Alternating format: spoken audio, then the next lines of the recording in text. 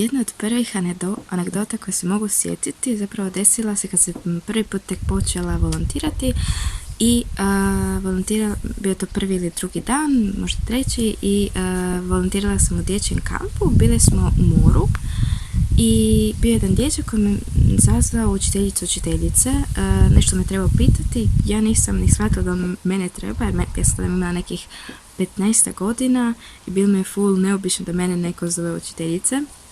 On je nakon došao na mene pitao, ja sam shvatila da na kraju on treba mene.